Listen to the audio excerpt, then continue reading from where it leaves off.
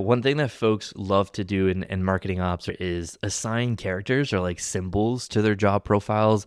Some folks say like marketing ops people are wizards. Like that's the one I've heard the most frequently. I've heard maestros or mechanics or janitors. I kind of like air traffic controller, but none of these kind of really feel super right. When I first heard you mention this idea of digital pirates, I was immediately intrigued and wanted to start the conversation by diving into that a little bit. So you've leaned into the digital pirate mindset in your Martech role at Philips, kind of breaking the rules, rewriting the system from the inside, like being a pirate in the Navy, so to speak. I love the energy and kind of describes my mandate for Martech really well. Maybe we can start by just like chatting about where did this analogy come from? Maybe explain the birth of that for you. Definitely. So it's also not something that I made up. It's something that I have to thank my previous manager. His name is Robert. If you're listening, this is for you. But thank you for bringing in that digital pirate mindset. He was inspired actually by the book Be More Pirate. I would definitely recommend it to read as well by everybody. And I think it's also good to start with a bit of a history on pirates and what it means actually for me to be a pirate, because it could also have a bit of a negative connotation, of course. And I think the pirate mindset, especially in the early days, it was really all about rewriting rules, rewriting the system basically from the inside, therefore being at the forefront of innovation. And actually, for them, that meant quite progressive thinking. I think it was something 1500, something like that. So even social change, equal pay on the ship, emancipation, all these things were part of it. So they were very progressive. And yeah, of course, they have a reputation, but I see them more as rebels. And with rebels, it doesn't mean being difficult or being against the established order. People could think that as well, especially in the company. I think you stated well. How can you be a pirate in the Navy versus a pirate next to the Navy, right? You need to be a pirate in the Navy, in the big Mm-hmm. mothership. But yeah, for me, it's very much about not taking things for granted as they are. And I think many companies have very unwritten rules or processes, even tools they have been using for a long time. And also, nobody really questions it. It's like that. And onboarding a vendor, for example, I think I've seen some statistic that for some companies, it still takes 6 to 12 to 18 months, right? Translating the whole content enablement, it gets stuck for weeks or even months sometimes, right? Which really hampers your go to market. And sometimes when you talk about it with people, they kind of laugh it away. They say, yeah, that's just how it is in our company. And I have a mindset of I don't accept these things. And I really Mm. look for opportunities in my role to influence and to challenge that and do it differently. And of course, you can't do it alone. You need to enable others also to do it differently. And it should be also, I really believe in self-service also there. And me in my role as a Martech leader, a program leader, a connector, and their challenger, as I think I'm really uniquely positioned there also. I am and others are in a role because I have a lot of data and insights also, and in the tools that we manage. So everything we say can be data driven. If someone tells me translation in a local market takes 3 months, I'm just saying something, I can actually show that it takes 10 days or 15 days, 20 days. The data talks there. And yeah, I think being a digital pirate is also very much about finding like-minded people, people who are not afraid to change, who actually embrace change, because you really need that, especially in the current time. And yeah, actually, my background is in startups, but also in Philips. I started in sales, where I moved to marketing.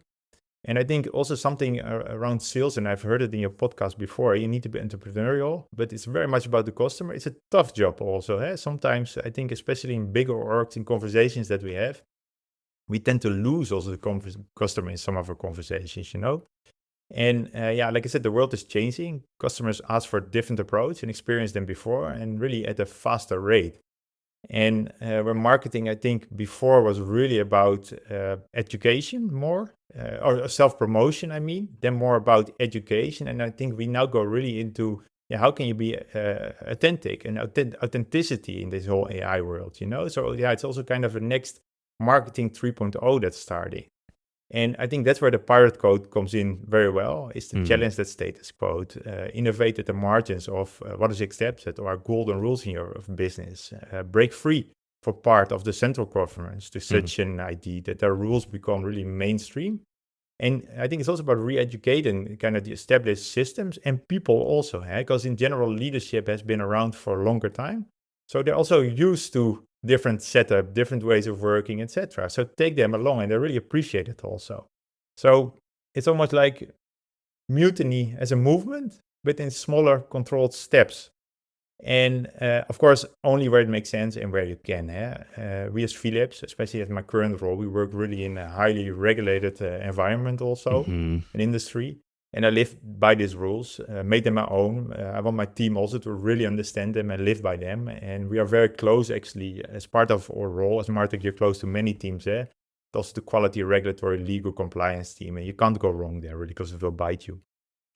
And I think Phil, there also in the pirate culture, you really need to have radical transparency. I really believe in this, and openness to ideas. And people need to feel safe to speak up, try things, fail, etc. And I believe we make big decisions really together as a team where possible. And I hold really little information for myself. Sometimes I'm oversharing, which is also not good.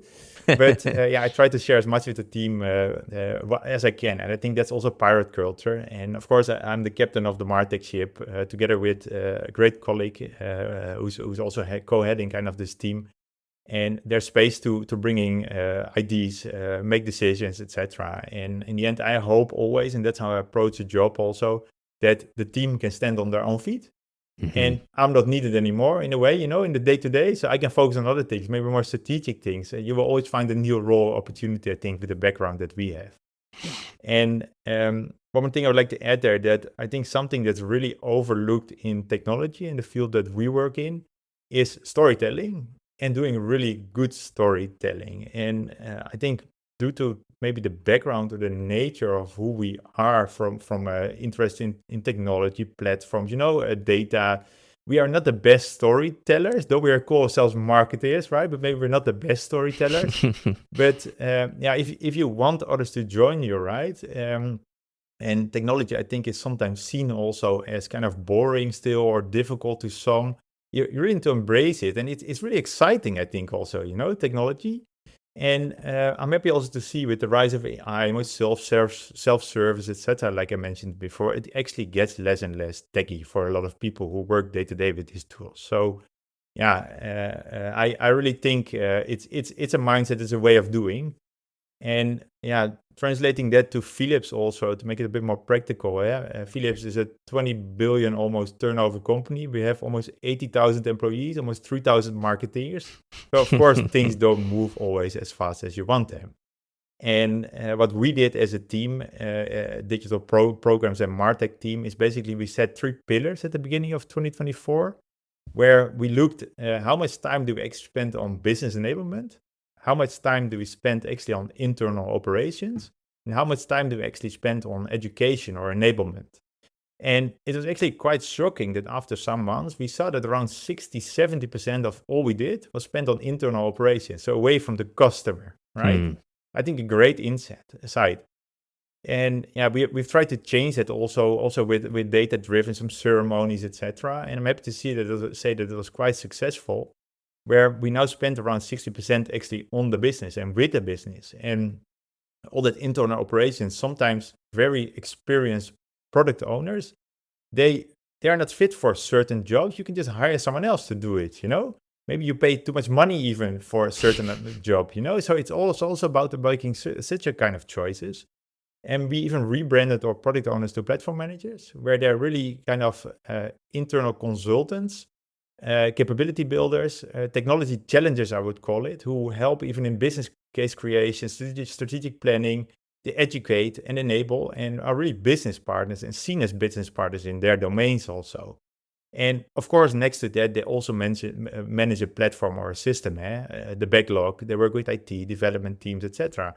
But it's less at the forefront, and they enjoy their work also way more, because it's not only about getting a ticket, building something, making it ready. They enjoy their work way more, and I have to say that we also became way more impactful. So I think we've been successful there, and you see the same trend happening in other organizations as well, who kind of grow out of startup, scale up, etc.